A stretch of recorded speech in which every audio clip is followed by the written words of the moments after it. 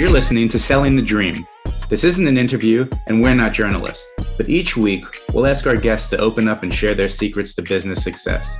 Let's have a conversation and have some fun. Hey everybody, welcome to another episode of Selling the Dream. I'm Ken Jordan, and of course I am joined by my co-host Joe Iredell. Here we talk about sales, entrepreneurship, the challenges, the struggles, the successes, the failures, the fun, all of it that goes into the things that we do on a day-to-day basis. We love to have conversations with cool people. And speaking of cool people, we're going to introduce in a few minutes our guest today, who we're super excited to have. Spoken to our guest on a handful of occasions, and I'm hoping to get some good stuff out of them today. But first things first, Joe, how you making out over there in California? We're doing good, man. We're doing good. I'm looking forward to summertime, to be honest with you. We had a rough winter. Rained a lot. Wasn't really, the typical California sunny weather that we're used to, but now it's feel like it's kind of broken and things are getting back to normal. So yeah, we're feeling that a little bit here. It's starting to dip into the 80s a little bit, which is nice.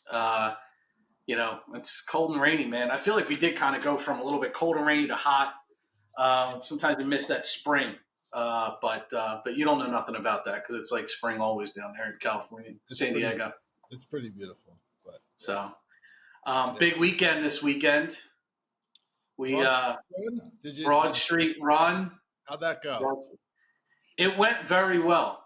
I convinced Amy to give it a shot, and I just am super proud of her, dude.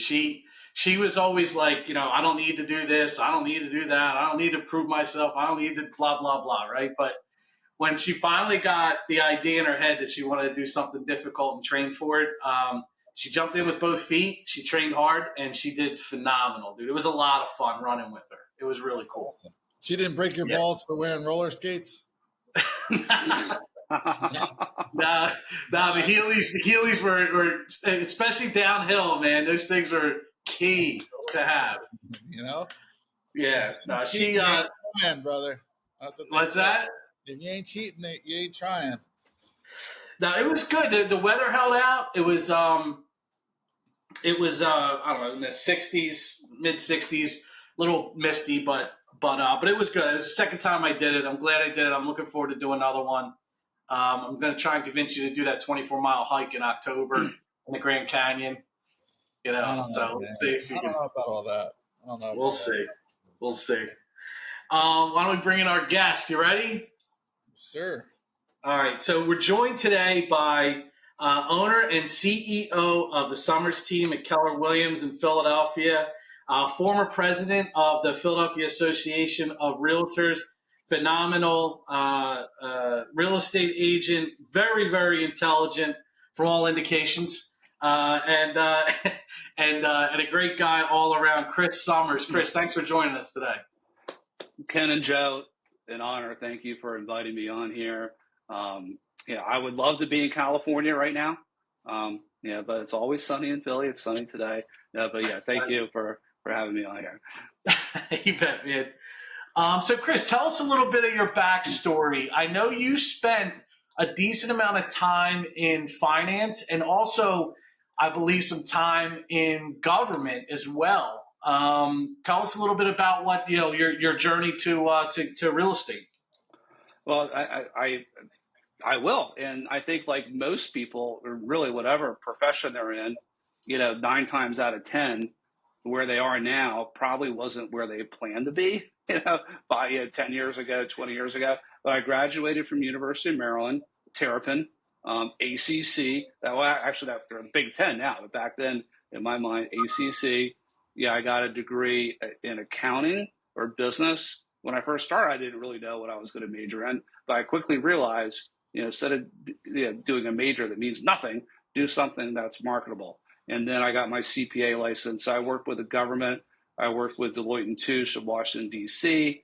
I got a little bored with that, although travel was great. I came to Philadelphia to be a stockbroker. I knew no one except one guy who helped me get the job as a stockbroker. 6 months later, maybe even less than that, he left. So then I really knew no one. But I did get some kind of, the stockbroker, I think, really helped with the sales part, Ken. And then you guys probably recall the internet crisis in the late 90s. Yeah, you guys would probably remember that. And that was tough. Yeah. Yeah, Y2K, all the .coms, they went like this. Then they all went down like that. That was tough for me. And I ended up kind of getting pushed out of that industry. And in 2004, a good friend of mine was like, Chris, why don't you get into real estate? I'm like, okay. So I kind of backdoored into real estate back then. And then over time, fast forward, now have a large, team of people. I think we're up to like almost 28 agents or kids. We can say they're kids. And then, one of the top prolific, innovative real estate teams in the city of Philadelphia, typically, doing around 100 million, give or take, depending on, the market and so forth. So that's like the brief little update there. So you married a Philadelphia native for street cred, right? For street cred, yeah, because one of my lies, or it could be a lie, I'm from the city of Philadelphia. I remember going to an after-hours club in South Philly, deep South Philly, many years ago before real estate. And then some of the people were like, "You're not from around here, are you?" And I'm like, "No," but I know Dumps, or I know Santa Suso. They're like, "Oh, okay, cool, you're in." So there you sometimes, I just posted on Facebook on the leadership side, you become who you surround yourself with, right? So, I think that's always important in whatever endeavor one is in. So before we get too far along, it's always Joe's job to remind me to do 2 truths and a lie, and he always fails to remind me to do 2 truths and a lie. So before we get too far along, Chris, we're going to play that little game. Why don't you start us off with 3 facts, 2 of them are true, 1 of them is a lie. By the time we're done, the human lie detector, hopefully we'll be able to pick out which one's real and which one's not. Currently, I have season tickets for the Philadelphia Sixers, Philadelphia Phillies, and my favorite food is oysters, seafood. Season ticket holder of the Phillies, season ticket holder of the Sixers, and favorite food is oysters. All right. I think I know the answer already, but I'm not going to give it up just yet. So Chris, you let's talk about your team. I know you work with your wife, right? Partner. Okay. So now what are some of the challenges as you started to grow your team? You had said you kind of quickly, I think in your thing, quickly grew your team. What were some of the challenges of in the early days when you were trying to build that team out? Well, that's a really good question because again, you could probably ask other team leaders, like, was it their goal to build a real estate team from day one? Well, if it was, well, fantastic. For me, that wasn't the case. Basically, I was just working hard every day and got very busy. And then, the guy that brought me into the real estate world, I was on his team, Steve Oshesky, who's the broker owner at Remax Access, who I was partners with at Remax Access for a long time. But what happens is once you get a little bit busy, what do you got to do, Ken? Leverage, so I ended up sharing an assistant with him. And it got to a point where I was doing so much business, I went on my own. And then in turn, one thing kind of leads to another. You get an assistant, you get busy, another agent joins. In this case, the partner joined, and you kind of like expand from there. So, with myself and the Summers team, it was more organic growth. And then if you can kind of continue that, then like attracts like. People want to be part of something cool. I didn't really know that we were doing that, and obviously we were, and then, like someone, that I knew well at Remax Access joined. We moved to Northern Liberties from Port Richmond in 2008, 2009. A few more people end up joining the team. And I think one of the good news about, our team over all those years is like our level of retention is very high. Very high. Like oftentimes you hear, it's like a soap opera, people leaving this team or that team, this team, and that happens maybe a lot with offices, but there's been some people that have been on our team for 15 years. And I think there's something to be said about that. And for the most part, the only people that have kind of left has been more like, attrition, leaving the industry, maybe moving to the county and just doing more real estate, in a different, part of, Philadelphia counties or whatnot, but more in the county. So yeah, it really grew organically. And I think like as any business can grow from an entrepreneurship, I mean, sometimes that's the best. I think some mistakes, I see people wanting to start a team, but they don't have any business yet, right? So how could you really attract people? Or maybe you'll say that you'll provide A, B, C, and D, but if you don't have A, B, C, and D, that might be challenging, for some of those people, with overpromise, underdeliver, and then they might leave.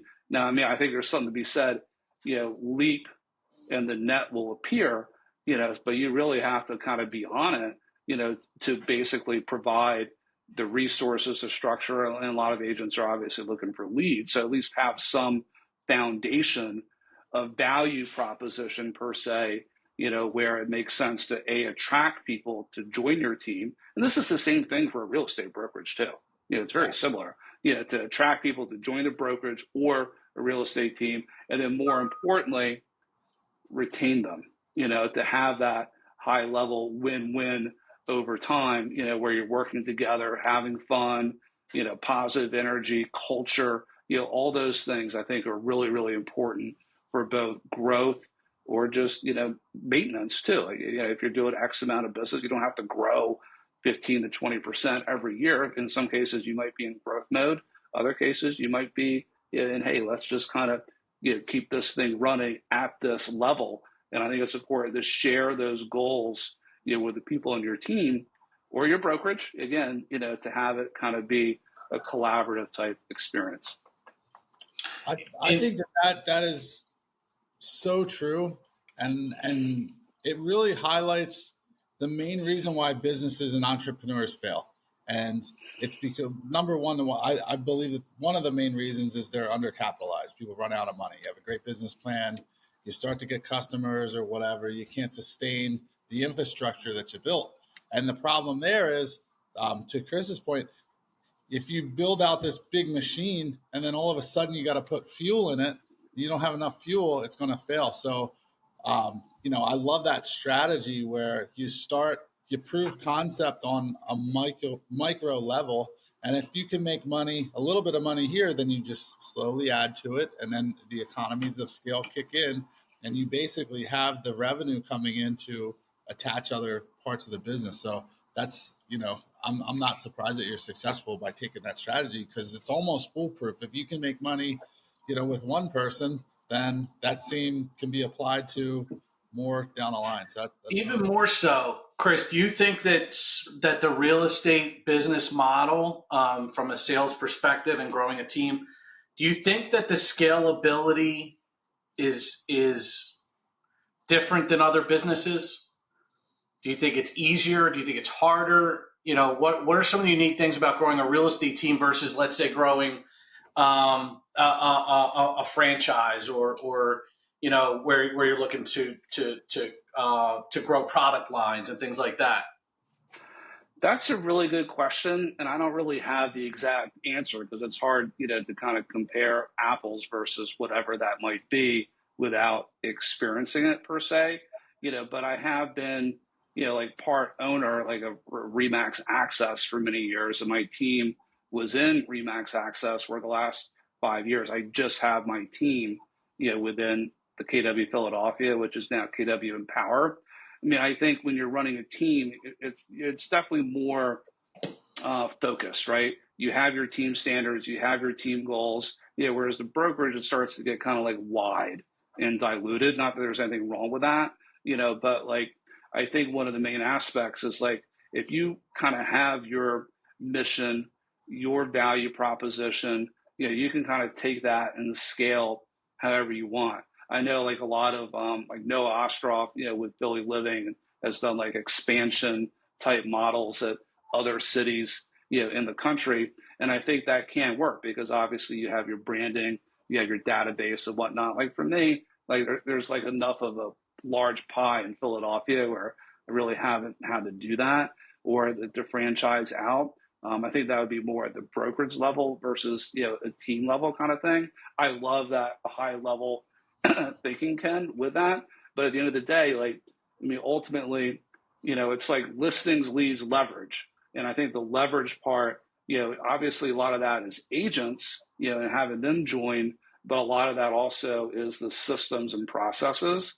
With that, you obviously have to have the right people too. Like Gary Keller kind of talks about, the people are really more important than the systems, because if you have the wrong people, then all that other stuff, can start to disintegrate. So I think, for me and for our team, I think a lot of it is just like, just doing great work and being part of transformation of Philadelphia, like the amount of change in the last 20 years, and really be in there at the neighborhood level and be part of that, is immense. And to be able to kind of, have a living and doing great things, it really kind of becomes like a nice win-win. I'm not really sure if I answered your question specifically, but I think there's always opportunities for leverage and scalability.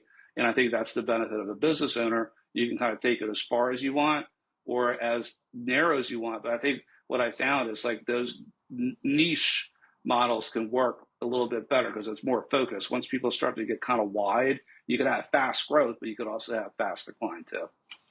Yeah. My opinion is that industries like real estate and financial and so forth that are so market dependent, where like when it's on, and when the times are lean, and that can be so drastic and really unpredictable, that ability to scale, you have to be very reactive, and you have to have pretty fluid kind of strategies to adapt for, the market influxes. And, one day it could be a buyer's market, the next day, might not. So that's where from being an outsider looking in, that's the real estate world scares me, scares the heck out of me, and mortgages and all that, because you're not in control of the rates. You're not in control of, a lot of stuff that's out there. And you could put together a business plan and say, okay, we're going to grow 50 agents next year. And then all of a sudden the market tanks. And you're like, all right, shit. Like now we don't have the capital to sustain this and so forth. So that's kind of my take on it. Maybe like, well, Chris, you've been around since 2004, right? So you've seen '08. You've seen a lot of cycles in the 20-year period that you've been in real estate. How do you protect against those cycles, like Joe's saying, when it comes to the ups and the downs? What's your strategy? What do you preach to your people when it comes to navigating those ups and downs? Well, I mean, yeah, you guys are really bringing up some high-level questions here because it's insightful. I mean, I think and over the course of the years, like you've seen a lot of, things that are supposed to disrupt the industry, or like the online model, is going to kind of take over, or the technology. But like, I don't know if anyone's looked at the real estate price recently of Redfin, even Zillow, kind of at a 52-week low. A lot of other companies not even existent. Open Doors, a penny stock. Compass is more like on the brokerage model, but they were a tech company. Yeah. But like, and a lot of other companies just aren't around. So what does that mean? At the end of the day, client service and client delivery is what's most important in our industry. And I think you hear like some of the people talk about it, like real estate influencers, is like you can't take that service equation out of the equation. People want it, people need it. It's like the one or two most, difficult, or maybe the most biggest purchases or sales they're going to make in their lifetime. They want to go to people, most of them, that have experience. So I think to some degree, real estate is recession proof. There's always people that need to buy, always people need to upsize, downsize. Sellers need to sell. People are moving. They're kind of doing all that thing. People are leasing. Those leasing people turn to buyers. So like, there's always that constant demand to some degree. Now you're right. In certain years, those like last year, transactions were down 35%, year over year in Philadelphia, just due to a lot of different things, public safety, mortgage rates, why lease when you could own turned into why own when you could lease, but over time, that kind of like takes care of itself. And I think if you kind of can deliver, and we kind of, what's most important, is delivering that experience, which we could improve, with technology, we could improve with resources, we could improve for a team, My joke is like, I'm bald already, right? I'm actually getting my head shaved soon. I like to be completely bald. Yeah, but like if I was doing all the things on our team as one person, I would be like, I'd be stressed out of my mind. So like when you can combine those resources, you're delivering a better experience, to the consumer. And those are the types of things that over time, no matter what's kind of happening, transactions up, down, should provide a large, demand of business over time. Does that kind of make sense? And I think that's the case with a lot of different industry that are more service related, right? Yeah. Tell me about your leadership structure with your team. You're 20 agents or so. How is your leadership structure set up? Well, like, my partner, Stephanie and I, like, we kind of run the Summers team together. And I think a lot of it is just kind of lead by example. I like that line. Did you guys see the movie The Devil's Advocate with Al Pacino? It might not be the best analogy because, like, I'm not the devil or whatever, but like, I like what he said when he was like taking Keanu around New York City. Is you gotta be in the trenches, and they were like riding the subway somewhere. He was like, "Hey, shouldn't we be in a limo or whatever?" It's like be in the trenches. So like, like I'm in the trenches pretty much every day. I'm in the office right now, in Fishtown.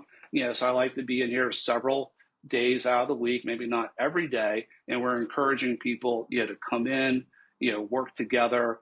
We have 3 sales rally calls a week. That's what we call them, Monday, Wednesday, Friday, where we're kind of sharing experiences, wins, challenges, losses.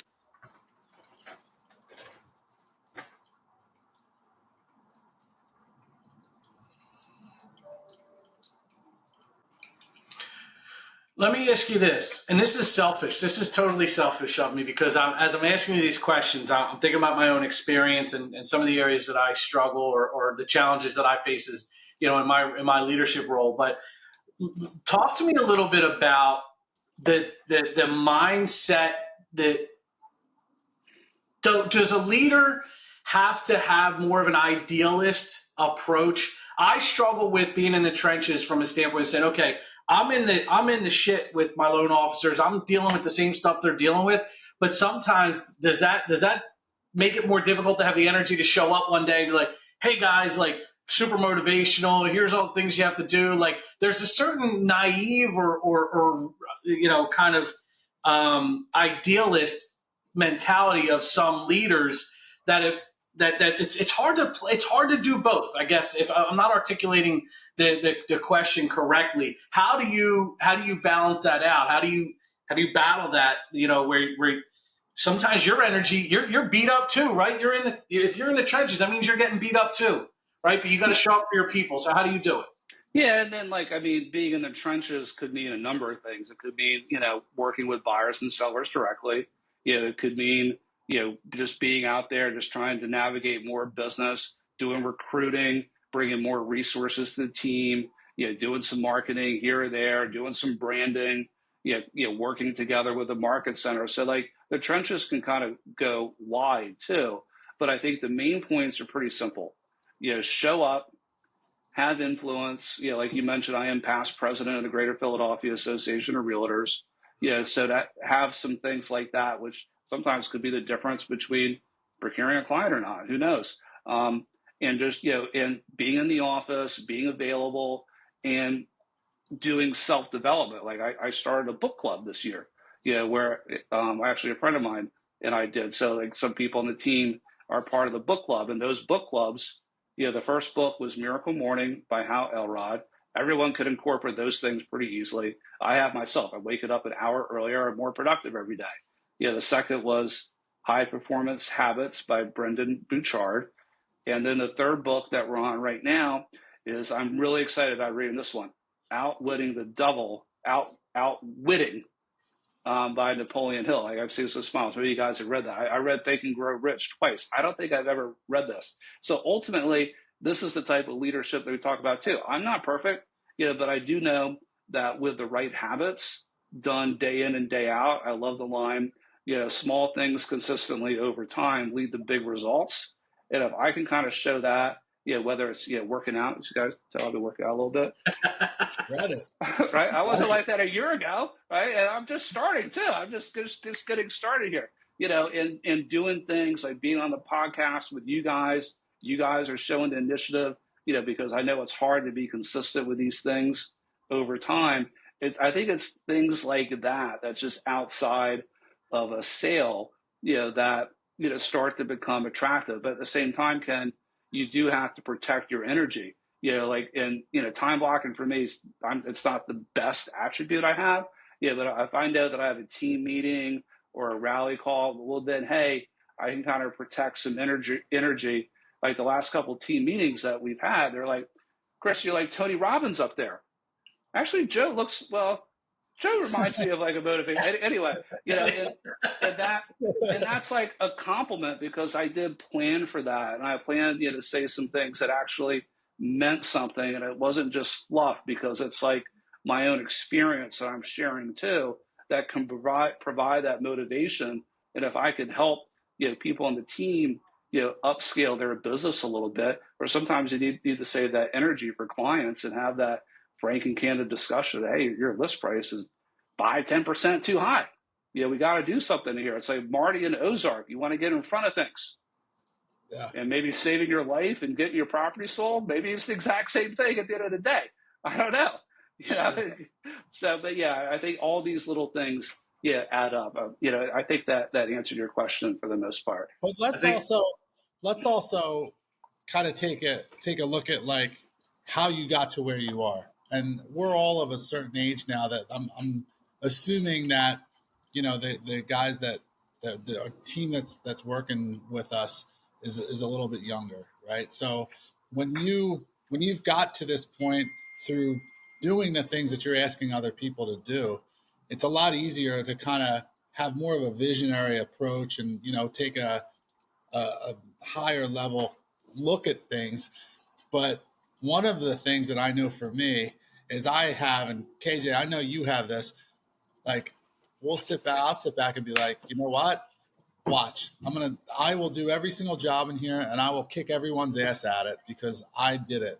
And, cold calling, how many phone calls did we make through college, Yellow Book? How many doors did we swing? How many late nights? All of that experience that adds up that you just carry around and you don't even realize it, that when you're talking to these younger guys who are hungry and, it's kind of like the old bull on the hill.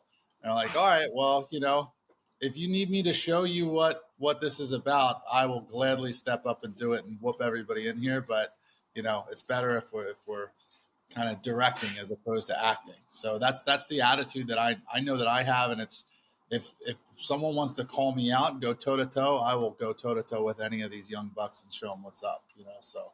That's a good point. I think my takeaway, from me, from what both of you are saying is that, it's having done it or the willingness to do it. The having done it and the willingness to do it again if necessary kind of gives you the credibility and the street cred necessary to make, to kind of lead the way. That's good insight there. I like that.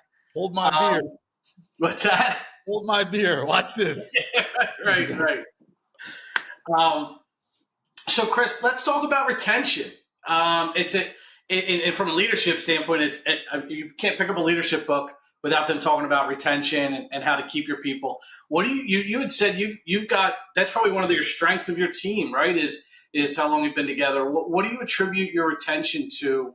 As opposed to, you got some people that are going to pop in, create a lot of noise. Maybe they're good people, but they're just not meant to stay long term. And then you got the people that are there long term because they're just afraid to make a move. How do you kind of characterize the dynamic of your team, and what do you attribute your retention rates to? Yeah, I mean, that's a great question too. And kind of getting back to that last conversation, I like the term mindset action. You can't have action unless you have the mindset. And I think, kind of getting to retention too, then it's about, the mindset, of your team or your business, whatever it is, and what's, the culture, and what's the value proposition. And then, really being consistent with that, sharing it, being collaborative, finding win-wins. It's not, without the agents on your team, there is no business. For you guys, and your side business, without the people, there is no. So you have to like find win-wins, be generous when you can be, be, firm and direct, when the time is right, but really kind of like, have, some sort of, kind of overall plan where, there's a value on both sides. If it's all one way, like a bad relationship, it's just not going to work, right? Yeah. So when people are working together, I think that's a big thing. And I think the mistake that, at least from what I hear, right, again, I would have my recruiting hat on more like at Remax Access because it was the brokerage, but even on the team part, I do some recruiting.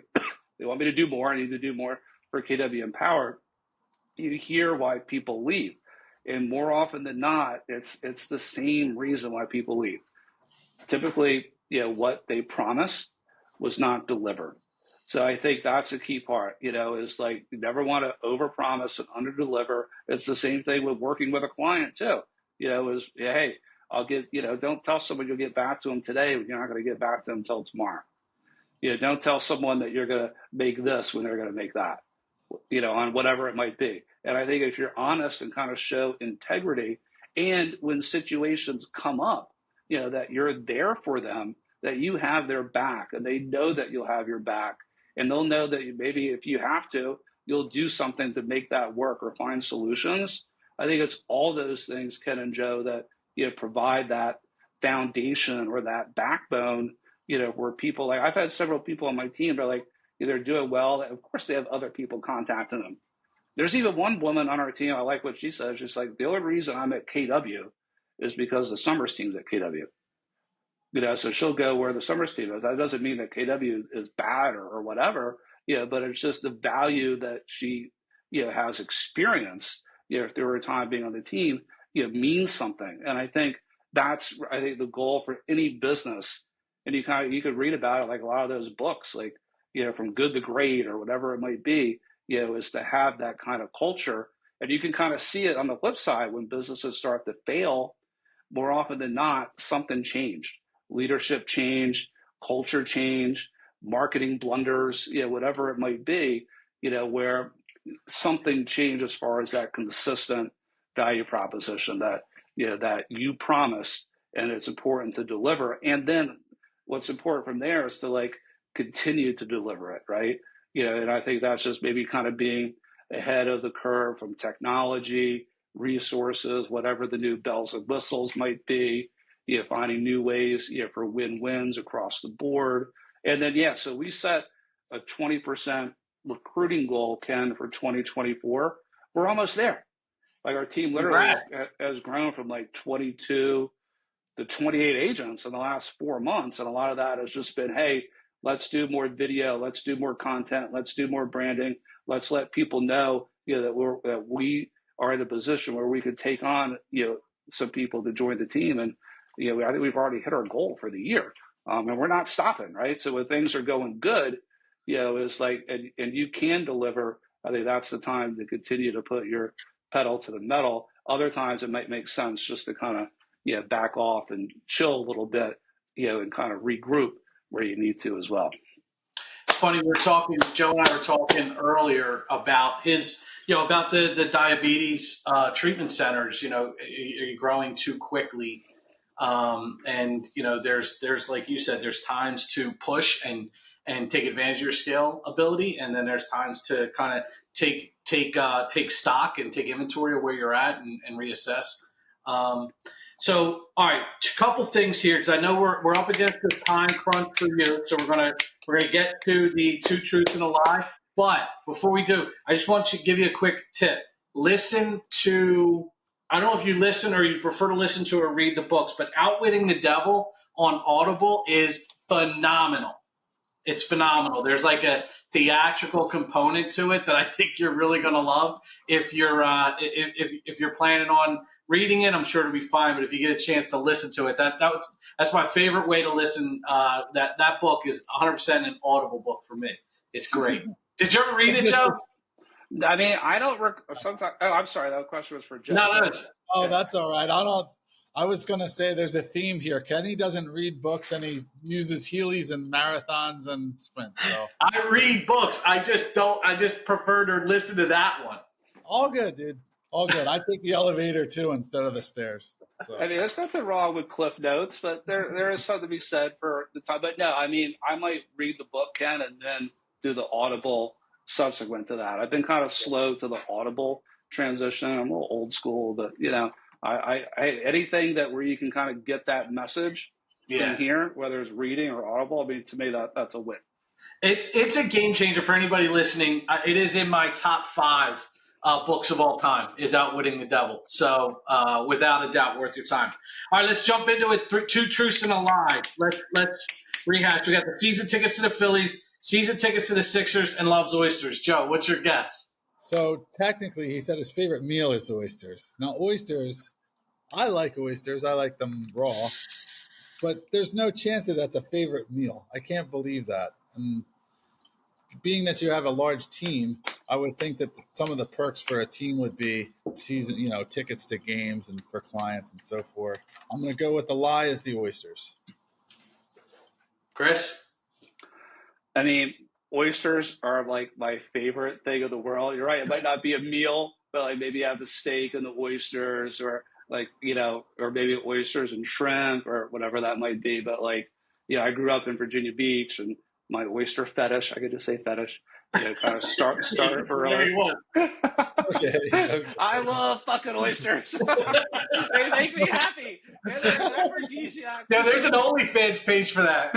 Okay. Got a lot of pearl necklaces. Yeah, something. So I know I guess it might have been a silly one, but I know typically with oysters, right? Either people love them or hate them. There's not a lot in between. So I wasn't that smart to come up with truth and lies, but that sounds like it might have been a good one. So which one is so do you have Phillies tickets and Sixers tickets? My friend and I, guy on my team, Sean, one of my best friends, we've had season tickets for the Sixers for the last 3-4 years. Nice. And moving forward to next year, maybe it relates to Bidenomics. Maybe it just relates to we've had a good run. We decided not to renew next year. And in order to get the playoff tickets, you needed to renew next year. Yeah. So they're already out. So I'm kind of all right. But if they kind of I've had so many, the last few years have been so tough where some good squads losing some really tight games. I mean, not just the Knicks this time around, but even the last few years, there's always been fourth quarter, and it's just been heartbreakers. Hard. Yeah, so you know what? Let me whether it's Bidenomics or just taking a break, and then they got to be really expensive. Speaking of inflation, I think the Sixer tickets on a percentage basis might be up more than gas. I don't even know, but so for the Phillies, I think the Phillies are a great client gift post settlement. Yeah, and it's not as so expensive versus a pair of Sixer tickets. And then also if it's someone from the team had a good deal or whatever, it's just there's just so many more games. It just becomes not just fun, but just a really good investment too. And the Phillies are really starting off the season well, even if they weren't doing that great. I think it's just a great thing to have something like that and to be part of the fabric of the city too. Without a doubt. And there's enough games to go around, which is good. Well, Chris, thank you very much for joining us today. I really enjoyed this conversation. This was a lot of fun. And I look forward to maybe having you on again. I always try and get that commitment before I let you hang up. You'll be on again maybe sometime in the future? I mean, for you guys, I've had fun. This has been fun. We did another one. Maybe, I don't know if it's more, formal podcast, but this format is great. Mad respect for both of you guys. I didn't get a chance to reciprocate as many because you guys had a lot of questions for me. But I know that's you guys the idea. Man, nobody wants to hear about us. Well, kudos to you guys. And obviously I'd be happy to be on again. And also, again, for the people that are, kind of getting people on, having these high level questions. I know they are helping people because people watch them. Kudos for you guys to be doing this. And it inspires me too, because once you talk about things, you can't just talk about it. You got to keep doing them. That's it. Agreed. Cool, man. You guys enjoy your day.